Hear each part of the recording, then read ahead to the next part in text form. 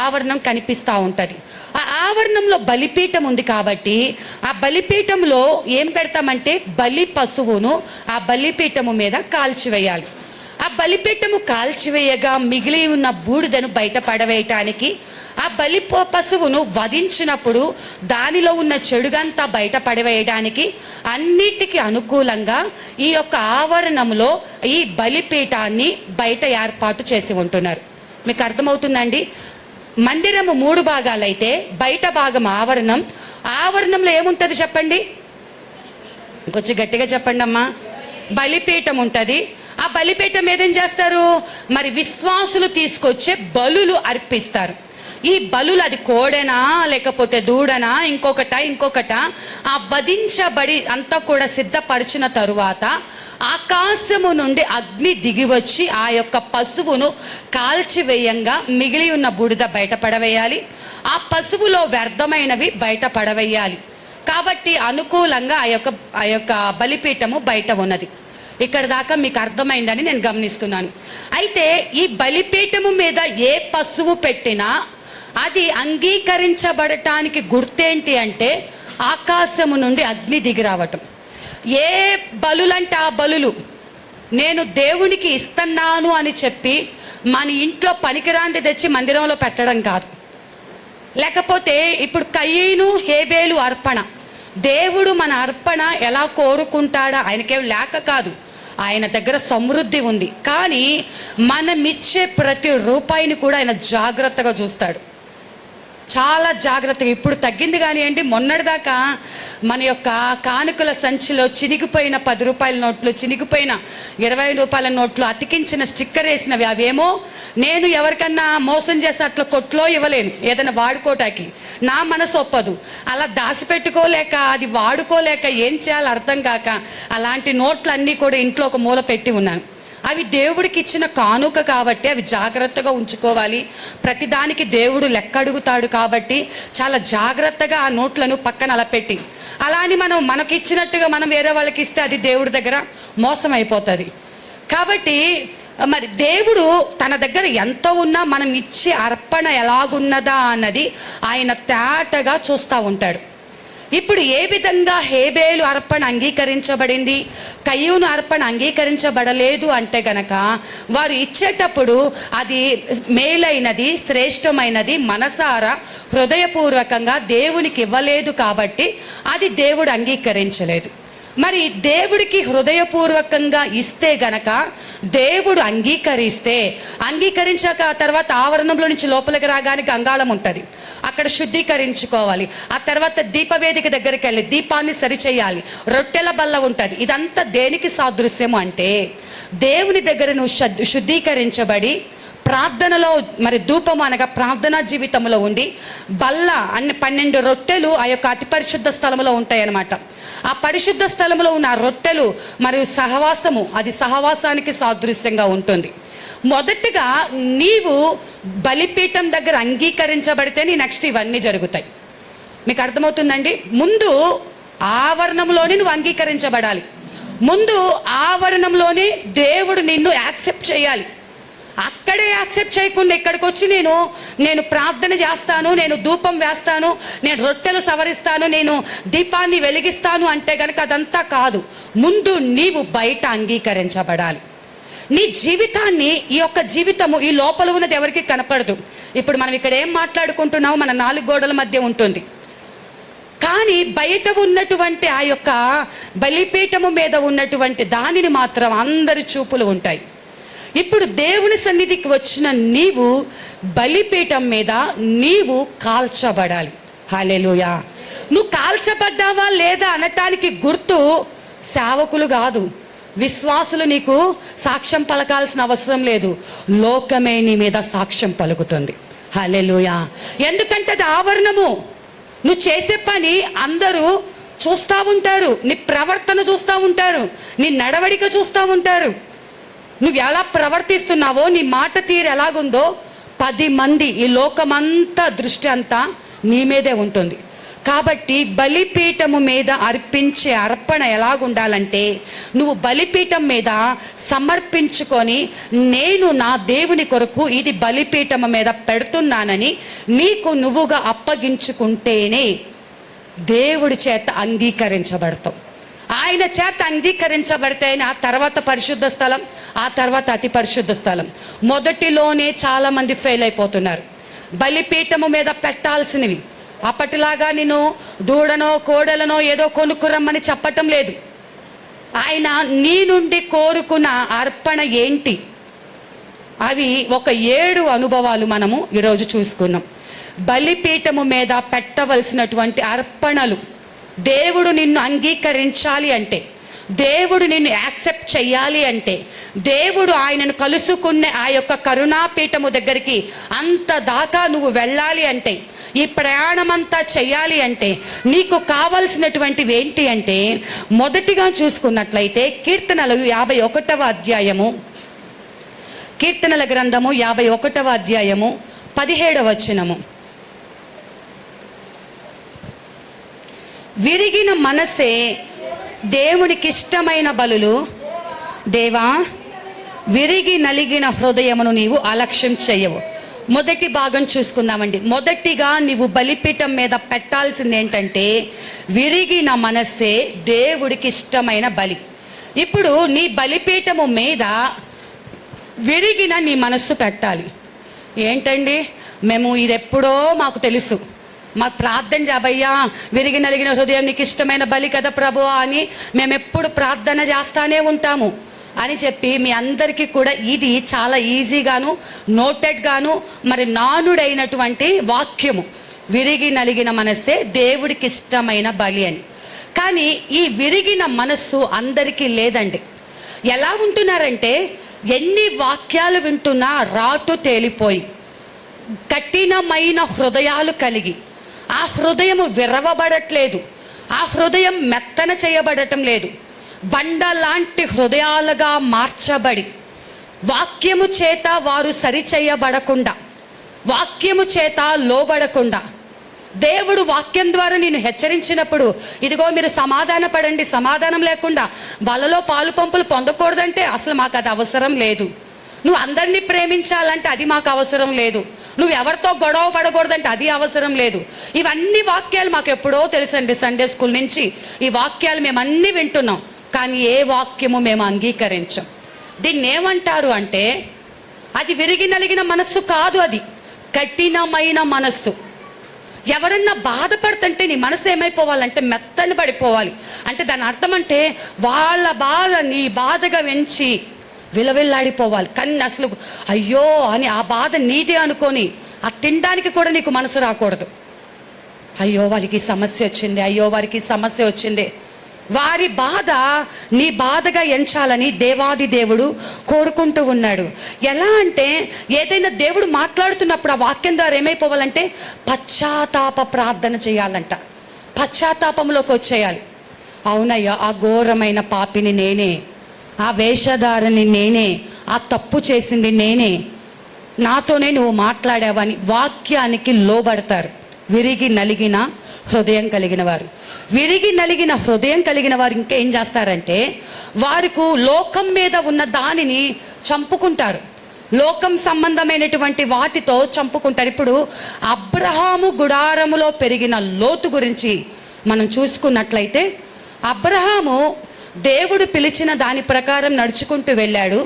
లోతు మాత్రము తాను లోకం మీద ఆశను విరిచివేసుకోలేదు. ఒకవేళ తాను విరిగిన మనస్సే ఉంటే గనక, నేను అబ్రహాము గుడారంలోనే ఉంటాను, ఇక్కడ దేవునితో సహవాసం ఉంటుంది, ఇక్కడ దేవునిలో నెమ్మది ఉంటుంది, నేను మరి అబ్రహాముతో పాటే ఉంటానని లోతు నిలబడేవాడు. కానీ లోతు అలా నిలబడకుండా లోక సంబంధమైన సొదొమ గొమొర ప్రాంతాలను ఆయన కోరుకున్నాడు. అంటే తన మనసు ఎక్కడికి వెళ్ళింది? ఆ ప్రాంతం మీదకి వెళ్ళిపోయింది. ఇక్కడ ఆయన మనసు విరిగిపోలేదు కాబట్టి ఆ ప్రాంతాన్ని కోరుకుంది. మన మనసు విరిగిందా లేదా అని నీకు తేడా ఏంటంటే, నీ మనసు లోకం మీదకి పీకుతూ ఉంటుంది, లోకాశల మీదకి పీకుతూ ఉంటుంది. అది కావాలి, అక్కడికి వెళ్తే బాగుంటుంది, అక్కడికి మనం ఉండి ఉంటే బాగుంటుంది, మనం కూడా పాలు పంపులు పొంది ఉంటే బాగుంటుంది. అక్కడ అలా చేస్తారు, ఇలా చేస్తారని. ఎందుకంటే నీ మనసుని ఇంకా విరిచి వేసుకోలేదు. అందుకే అబ్రహాం ఇంటికి దేవదూతలు, దేవాది దేవుడు దిగి వస్తూ ఉంటే లోతు ఇంటికి ఎవరు వస్తున్నారండి? వ్యభిచారం చేసే మనుషులు వస్తున్నారు. వాళ్ళిద్దరికి మధ్య ఉన్న తేడా, నువ్వు దేవుని దగ్గర నీ మనసును నువ్వు నలగొట్టుకున్నప్పుడు, లోకాశల మీద నుంచి నువ్వు మనసును త్రిప్పుకున్నప్పుడు, దేవుని చిత్తము నెరవేర్చినప్పుడు, ఇదిగో లోక సంబంధమైన వాటి మీద నువ్వు ఆశపడవు. నిన్ను ప్రేరేపించేవేదైనా అసలు ఒక వైరాగ్యంతో మనం బ్రతకాలి. ఇవేమి ఉన్నా లేనట్టుగా బ్రతకాలి. లేవు కాబట్టి అలాగే మనం అడ్జస్ట్ అయిపోవటం కాదు. అవన్నీ ఉన్నా లేనట్టుగా బ్రతకటం, ఆ విధంగా నీవు మనసుని విరగ్గొట్టుకోవాలి. హల్లెలూయా. మీకు అర్థమవునట్లుగా సపోజ్ ఉపవాసం ఉన్నామనుకోండి. నేను మొన్న ఒకసారి ఉపవాస ప్రార్థనలో నేను చెప్పాను. ఒక దైవజనుడు శర్మాజీ గారు అని చెప్పి ఢిల్లీ ప్రాంతంలో, అసలు ఆయన దేవుడి చిత్తమైతే నా యొక్క ఆయుష్ ఉన్నంత వరకు ఆయనను ఒక్కసారైనా పడ్డాడు. అయితే ఆయన చెప్పినటువంటి సాక్ష్యం ఏంటి అంటే, ఆయన ఒక 21 రోజులు ఉపవాసం ఉంటేనంట, ఆ 21 రోజు ఉపవాస ప్రార్థనలో సంపూర్ణంగా ఉంటే ఆయనకు ఒక్కొక్కటి గుర్తొస్తున్నాయంట. బిర్యానీ గుర్తొస్తుందంట, ఆయనకి చికెన్ గుర్తొస్తుందంట, చేపలు, ఆయనకి ఏమేమి ఇష్టమో అన్నీ గుర్తొస్తున్నాయంట. ఇప్పుడు ఆయన అనుకున్నాడంట, సరే ఈ యొక్క 21 రోజులు, ఇవాళ 10 రోజులు, ఇవాళ 15 రోజులు, 20 రోజులు, ఇంక 21 రోజు ఇంక అయిపోయింది. రేపు అన్నీ కూడా నేను తినాలనుకున్నవన్నీ కూడా తినేద్దాం అనుకున్నాడంట. తినాలనుకున్నవన్నీ తినేద్దామని చెప్పేసి ఆయన 21 రోజులు ఉపవాస ప్రార్థన ముగించుకున్న తర్వాత అవన్నీ వండుకొని ఆ యొక్క టేబుల్ మీద పెట్టుకున్నాడంట. టేబుల్ మీద పెట్టుకొని తినడానికి అలా కూర్చున్నాడంట. కూర్చొని ఇప్పుడు ఏమంటున్నాడో తెలుసా? సాతానా, నా మీద నీకు అధికారం లేదు, వీటన్నిటిని నేను జయించి ఉన్నాను, ఇవన్నీ తీసుకెళ్ళి బయట ఆహారం లేని వారికి పంచండి అన్నాడంట. హల్లెలూయా. మీకు అర్థమవుతుందా అండి? ఆయన దాని మీద ఎంత జయము పొందుకోవాలను. లేనప్పుడు ఆయన లేదు, నేను ఉపవాసం ఉన్న, తినకూడదు, తప్పదు, ఇంకా నేను ఉపవాసం పెట్టుకున్నాను కాబట్టి గుర్తొస్తుంది, తినాలనిపిస్తుంది, అయినా కూడా ఉపవాసం ఉన్నా అని ఏదో త్యాగం చేసినట్టుగా, దేవుడి మీద జాలి పడినట్టుగా, ఇంకా తప్పక అలాగూ మన చేతుల్లోనే వంట కాబట్టి మనకిష్టం లేని వండుతాం, ఇష్టమైన ఆ రోజు వండుకోం, ఎందుకంటే మనం ఉపవాస ప్రార్థన ఉంటున్నాం కాబట్టి. అయితే ఈయన ఎలా అన్ని వండుకున్నాడు, అన్ని వండించి ఆయనకు ఆ 21 దినాలలో ఏవేవి గుర్తొచ్చాయో అన్నీ పెట్టుకున్నాడు. కానీ వేటిని కూడా ముట్టుకోకుండానే వాటన్నిటిని బయట వాళ్లకు పంచేశాడంట. ఆయన చెప్పినటువంటి సేవకుడు చెప్పిన సాక్ష్యం. ఎందుకు అంటే ఏమీ లేదని కాదు, దేవుడి మీద నీకు దేవుడి కంటే ఎక్కువగా దేని మీద మనసు ఉండటానికి వీల్లేదు. ఒక వైరాగ్యము, విరిగి నలిగిన హృదయం అన్నది కావాలి. మొదటిగా నీవు దేవుని దగ్గర నీవు అంగీకరించబడాలంటే నీ మనసు విరగాలి, కఠినంగా ఉండకూడదు. ఎన్నిసార్లు చెప్తున్నా లోబడని మనసుతో ఉండకూడదు, కోపం ఉండకూడదు, ఆగ్రహం ఉండకూడదు. దేవుడు చెప్పిన మాటకి వెంటనే ఈరోజు పశ్చాత్తాపడిపోయినట్టు కన్నీరు కార్చి ప్రార్థన చేసి మళ్ళీ నెక్స్ట్ డే అదే పాపము చేయకూడదు. దేవుని దగ్గర నువ్వు తీసుకున్న తీర్మానంలో స్థిరముగా ఉండాలి. అప్పుడే మొదటి మెట్టు విరిగి నలిగిన మనసు నీవు పొందుకున్నట్టుగా. ఇప్పుడు కన్నీరు కార్చి ఏడ్చేసి 1 గంట తర్వాత పక్కనున్నోళ్ళ మీద నాశనము కోరుకుని వాళ్ళని తిడితే దేవుడు అంగీకరిస్తాడు? అది విరిగి నలిగిన మనస్సేనా? విరిగి నలిగిన మనస్సు ఉంటే ఇప్పుడు కాదు కదా, నువ్వెక్కడ ఉన్నా, ఏ మూల ఉన్నా, ఏ ప్రాంతంలో ఉన్నా, వాళ్ళు బాధపడుతుంటే విలవిల్లాడిపోవాలి. నేను దుబాయ్ దేశంకు వెళ్ళినప్పుడు నాకు అక్కడ పంటి నొప్పి వచ్చింది. మీ అందరికీ తెలుసు, దవడెంతలా వాసిపోయింది. అయితే నా యొక్క రూమ్లో ఉన్నటువంటి వారు శ్రీలంక, ఆ దేశము తెలుగమ్మాయి కూడా ఉంది, కానీ తెలుగమ్మాయి ఇంకా డ్యూటీ నుంచి రాలేదు. ఈ శ్రీలంక ఆమె వచ్చేసరికి, ఆమె పేరు చాందిని, ఆమె వచ్చేసరికి నేను టేబుల్ మీద పడుకొని ఏడ్చుకుంటూ, ఇలా చేతి మీద ఇలా పడుకొని ఏడ్చుకుంటూ ఉన్నా. ఆమె దగ్గరకు వచ్చి నా దగ్గరకు వచ్చి బాగా హాయ్ అర్చన అని చెప్పి నన్ను ఇలా పట్టుకుంది. నేను ముఖం చూసేసరికి నా ముఖం అప్పటికే ఏడ్చి ఉంది, ముఖం అంతా ఇలా వాసిపోయి ఉంది. వెంటనే ఆమె చూసి ఏమైంది ఏమని చెప్పి అడిగితే నాకు ఇంగ్లీష్ రాదు ఇలా అని చెప్పంగానే అప్పటికప్పుడు ఆమెకు నా భాష అర్థం కాకపోయినా ఆమె దేశము శ్రీలంక, మన దేశము భారతదేశం, ఇద్దరం కలిసి దుబాయ్ దేశంలో ఉన్నాము.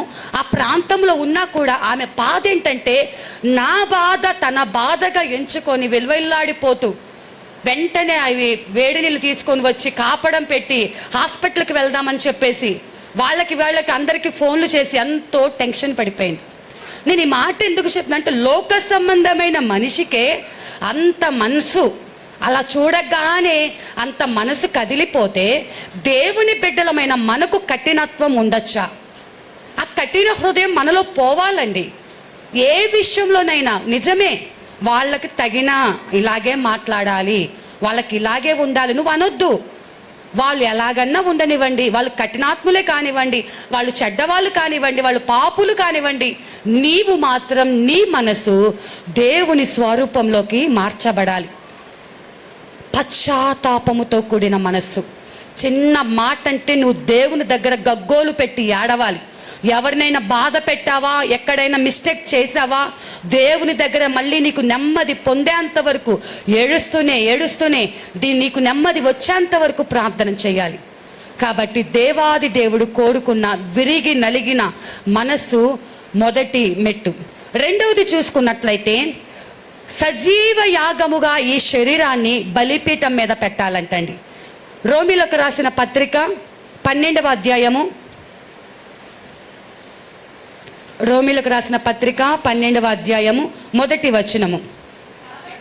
కాబట్టి సహోదరులారా, పరిశుద్ధమును దేవునికి అనుకూలమునైన సజీవ యాగముగా మీ శరీరములను ఆయనకు సమర్పించుకొనుడని దేవుని వాత్సల్యమును బట్టి మిమ్మును బ్రతిమాలుకొనుచున్నాను. ఇట్టి సేవ మీకు యుక్తమైనదే. ఇక్కడ ఏమంటున్నాడంటే సజీవ యాగముగా మీ శరీరములను ఆయనకు సమర్పించుకోవాలి. రెండవ అనుభవం, మొదటికేమో మనస్సు విరిగిపోవాలి, రెండవదిగా ఏమో మీ శరీరాన్నే సజీవ యాగంగా సమర్పించుకోవాలి. ఇప్పుడు మన శరీరంలో ఉన్న ప్రతి అవయవము సజీవ యాగంగా సమర్పించుకోవాలంట. సపోజ్ మనము కాళ్ళకి సమర్పణ కావాలి, మన కనులకు సమర్పణ కావాలి, మన చేతులకు సమర్పణ కావాలి. మన కాళ్ళకు సమర్పణ ఉంది కాబట్టే అపవిత్రమైన స్థలాల్లోకి వెళ్ళట్లేదు, సినిమా హాళ్ళల్లోకి వెళ్ళట్లేదు, వ్యర్థమైన వాటి దగ్గరికి వెళ్ళట్లే. కాళ్ళకు సమర్పణ ఉంది. కానీ నీ కళ్ళకు సమర్పణ ఉందా? కళ్ళు చూడకూడనివి చూస్తున్నాయా? నీ నాలుకకు సమర్పణ ఉందా? నీ నాలుక ఇష్టం వచ్చినట్టు మాట్లాడుతుందా? నీ ఆలోచన ఎలా ఉంది? దేవుడు అంటున్నాడు, నీవు నీ శరీరమును సజీవ యాగముగా సమర్పించుకోవాలంట.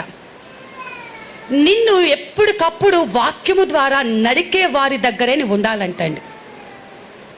నిన్ను పొగుడుతున్న వారిని నువ్వు వారి దగ్గర ఎక్కువగా ఉన్నా లేకపోయినా, నీకు నువ్వు పొగిడేవారి కంటే నిన్ను గద్దించే వాళ్ళే నీకు క్షేమం అండి. నీకు అసలైన నీ మేలు కోరుకునే వారు ఎవరు అంటే, ఉన్నది ఉన్నట్టుగా నీ ముఖముని మాట్లాడుతూ నిన్ను గద్దిస్తూ ఇది తప్పు, ఇలా చేయకూడదు అనే ఒక బోధలో నువ్వు కోరుకోవాలి.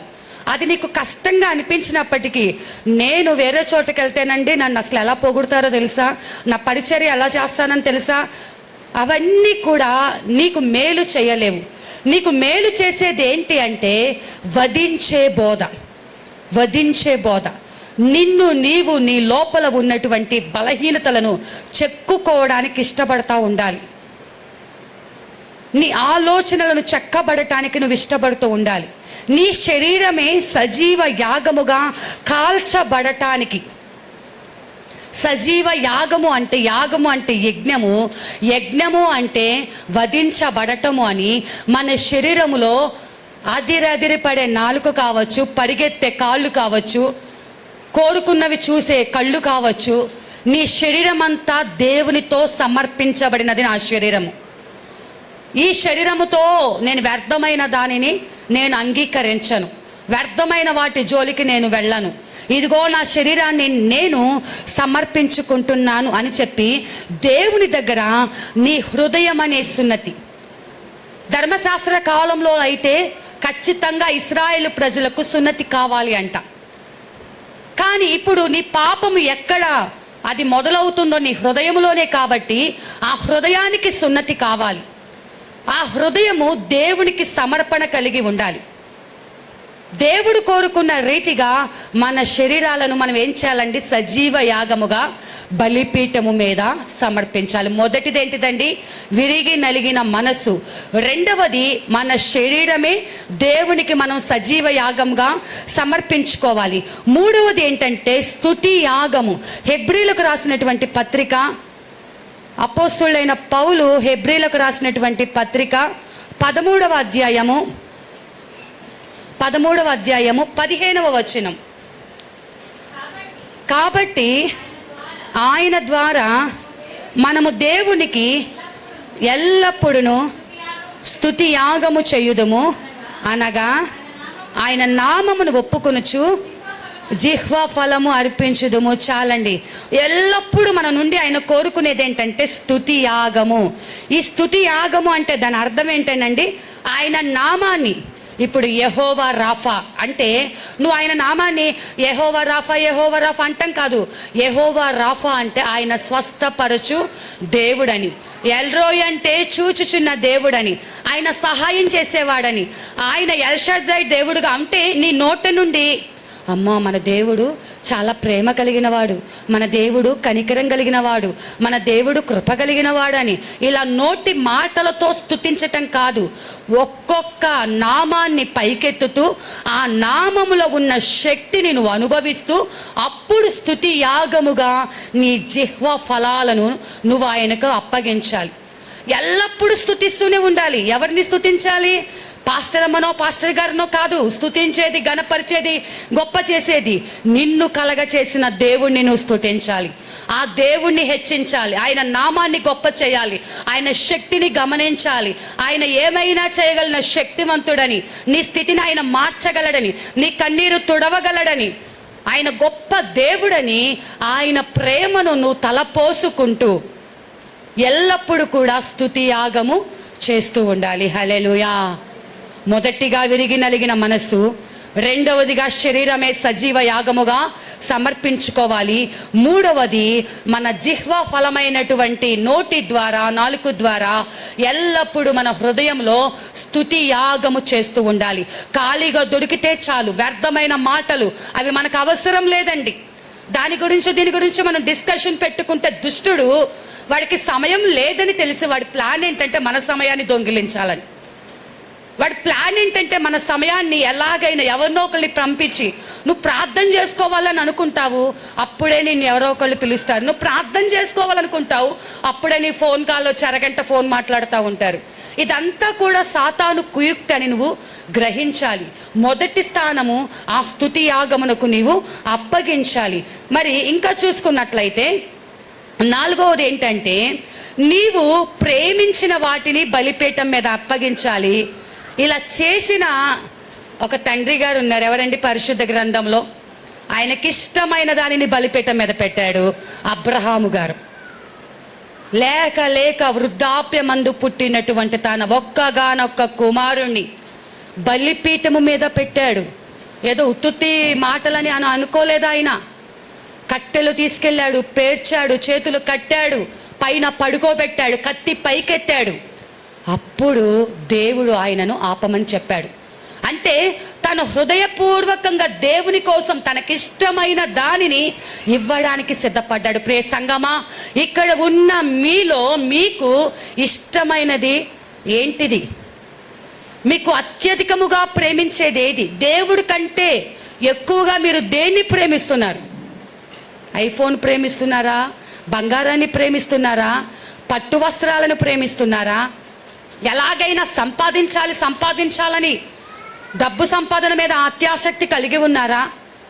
కానీ నువ్వు దేవుడి కంటే ఎక్కువగా ఏది ప్రేమిస్తున్నావు నీకు తెలుసు, బాగా తెలుసు. దానిని బలిపీఠం మీద పెట్టి నేను దానిని ఇంకా ముట్టుకొని, కొంతమంది సేవకులు నేను విన్నానండి, వాళ్ళు తీర్మానం తీసుకొని బలిపీఠం, వాళ్ళకి చికెన్ అంటే చాలా ఇష్టం అంట, ఇంకెప్పుడు చికెన్ తినమని బలిపీఠం మీద పెట్టారంట. ఒక సమర్పణ.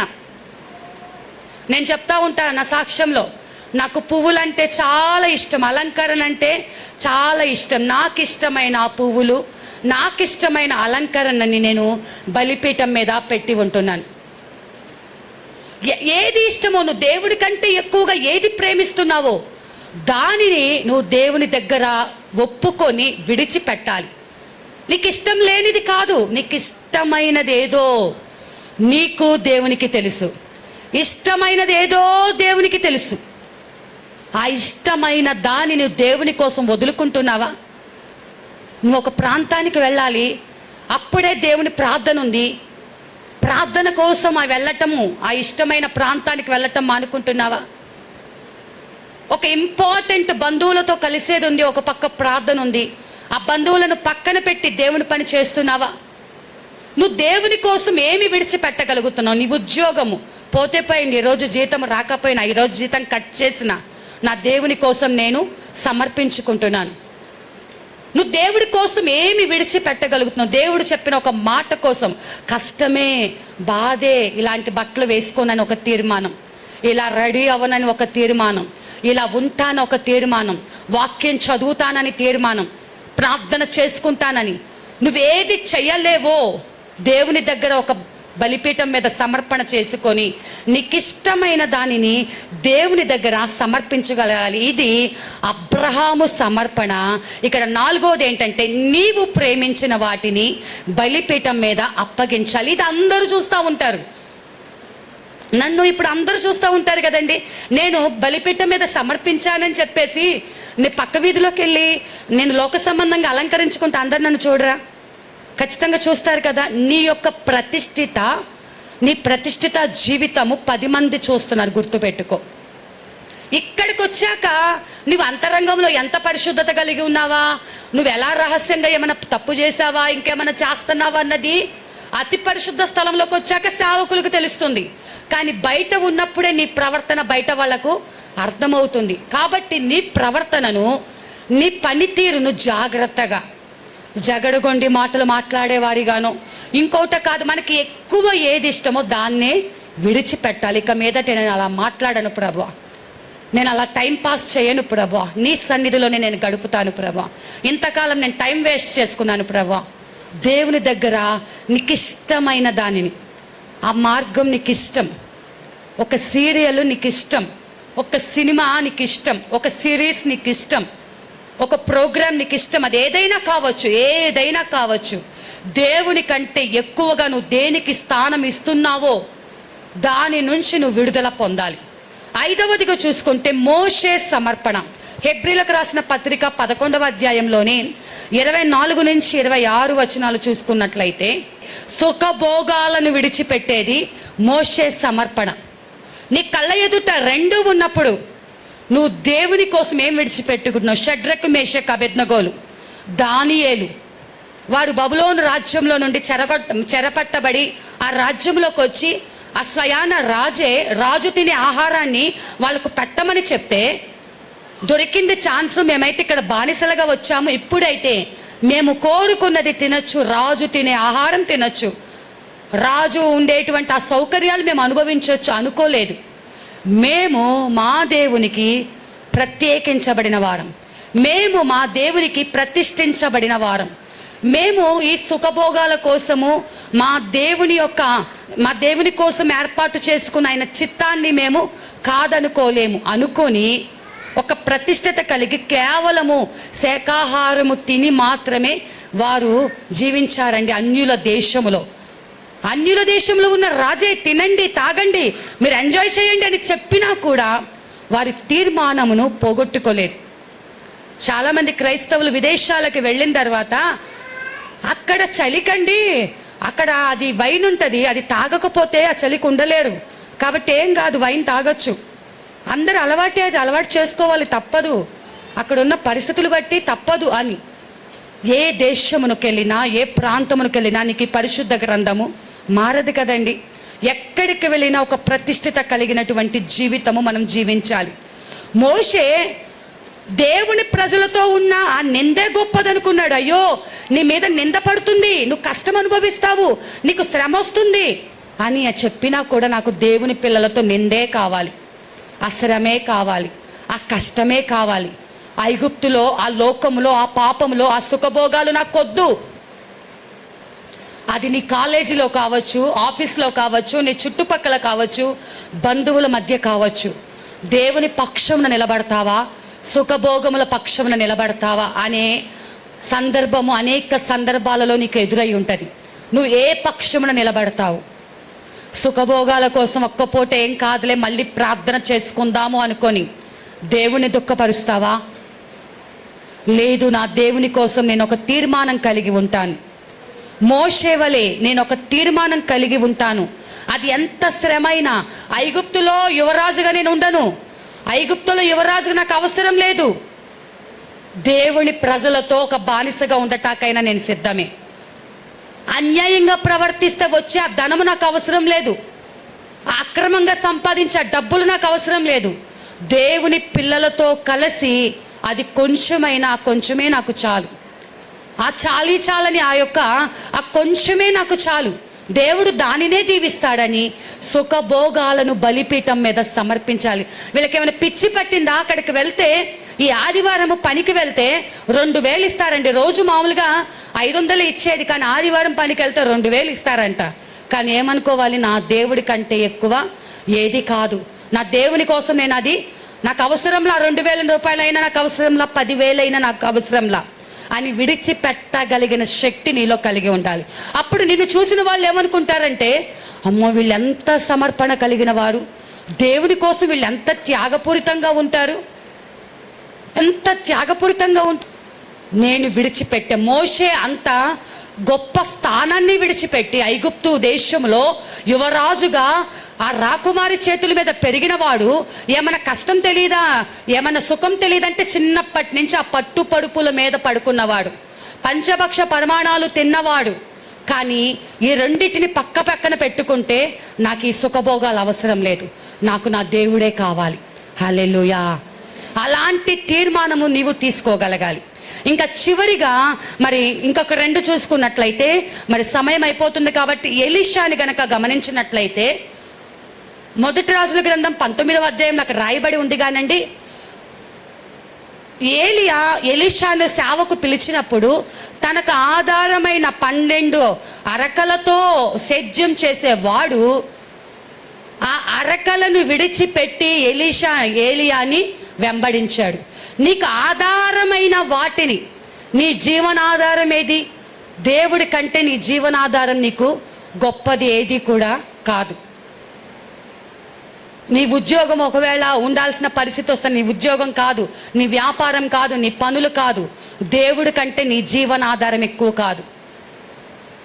ఆ విధంగా ఎలీషా తన 12 అరకల వాటిని వదిలేసి, వాటిని వధించి మళ్ళీ తిరిగి ఎప్పుడు కూడా, తను ధనవంతుడండి ఎలీషా, కానీ తన ధనమును, తన సమస్త ఘనతను విడిచిపెట్టి ఏలియా దగ్గర నీళ్లు పోసి, చేతుల మీద నీళ్లు పోసే ఒక పనివాడుగా ఉండటానికి ఇష్టపడ్డాడు. నువ్వు దేవుని దగ్గర నీ యొక్క ఘనతను, నీ స్టేటస్ను, నీ చదువును, నీ కులమును, నీ సమస్తాన్ని పక్కన పెట్టి నువ్వు దేవుని కోసం వాటన్నిటిని విడిచిపెట్టి నువ్వు దేవుణ్ణి వెంబడించే కుమార్తెగా, కుమారుడిగా ఉండాలని ఆయన కోరుకుంటున్నాడు. చివరిగా అపోస్తులను కనుక మనం చూసుకున్నట్లయితే, వాళ్ళు ప్రాణాలను సైతము బలిపీఠం మీద సమర్పణగా అప్పగించుకున్నారు. హల్లెలూయా. ఏం అప్పగించారండి? ప్రాణాలను. అపోస్తులైన 12 మందిలో ప్రతి ఒక్కరు ఎవరైనా తమ ప్రాణాలను కాపాడుకోవడానికి పరిగెత్తినట్టు ఎక్కడైనా చూసారా? తమ ప్రాణాలు పోతాయని తెలిసినా కూడా బలిపీఠం మీద పెట్టడానికి సిద్ధపడ్డారు. ఆ తీర్మానం మనం తీసుకోవాలి.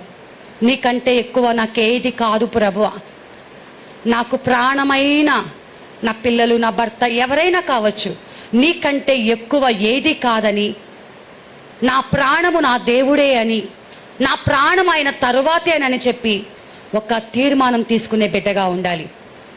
మొదటిగా ఏంటండి? విరిగి నలిగినటువంటి మనస్సు. రెండవదిగా మీ శరీరాలే సజీవ యాగముగా సమర్పించుకోవాలి. మూడవదిగా స్తుతి యాగం, ఎల్లప్పుడూ స్తుతించుకుంటూ ఉండాలి. నాలుగవది నీకు ఇష్టమైన దానిని బలిపీఠం మీద అప్పగించాలి. అది అబ్రహాము సమర్పణ. ఐదవది చూసుకుంటే మోషే వలె సుఖభోగాలను విడిచిపెట్టాలి, అది ఐదవదిగా మోషే సమర్పణ. ఆరవదిగా నీ జీవనాధారమైనది ఏది? నీ జీవనాధారము కోసం దేవుణ్ణి పక్కన పెడుతున్నావేమో. నువ్వు పోషించబడటం కోసం, నువ్వు డబ్బు సంపాదించటం కోసం, నీ వ్యాపారమైన, ఉద్యోగమైన, ఏదైనా నీ స్టేటస్ అయినా ఏదైనా దేవుని తర్వాతే. చివరిగా అపోస్తుల వలె వాళ్ళు ప్రాణాలను సైతం లెక్క చేయలేదంట. ప్రకటన గ్రంథంలో మరి 12-11 వచనంలో ఉంటుంది, వాళ్ళు ప్రాణాలను ఎప్పుడు ప్రేమించిన వాళ్ళు కాదంట. ప్రకటన 12-11లో ఉంటుంది. అపోస్తులు తమ ప్రాణాలను విడిచేంత వరకు తమ ప్రాణాన్ని వాళ్ళు ప్రేమించలేదంటండి. అలాంటి తీర్మానం అలా తీసుకొని ఆవరణములో నువ్వు బలిపీఠం మీద అవన్నీ అప్పగించినప్పుడు అప్పుడు ఈ పరిశుద్ధ స్థలంలోకి వచ్చి దేవునిని నువ్వు కలుసుకోగలుగుతావు. కానీ చాలామంది మనము ఆవరణంలోనే ఫెయిల్ అయిపోతున్నాం. బలిపీఠం మీద పెట్టాల్సినవి పెట్టకోకుండా ఇంకా దేవునితో మాట్లాడాలి, దేవుని కలుసుకోవాలి, దేవానిని చూడాలి, నీ చిత్తం మేము నెరవేరుస్తాము అనుకుంటున్నాం. ముందు మనం నుంచి దేవుడు ఏమి కోరుకుంటున్నాడు, ఏమి విడిచిపెట్టాలని ఆయన ఆశిస్తున్నాడు. ఆయన శరీర రక్త మాంసాల్లో పాలు పంపులు పొందుతున్నటువంటి మనము ఒక తీర్మానం కలిగి, ప్రభువా మా శరీరాన్నే సజీవ యాగముగా, మా హృదయాన్ని మీ యొక్క బలిపీఠం మీద అయా నువ్వు కోరుకున్న రీతిగా ఇక మీదట మేము ఉంటామని ఒక తీర్మానం తీసుకుందాం.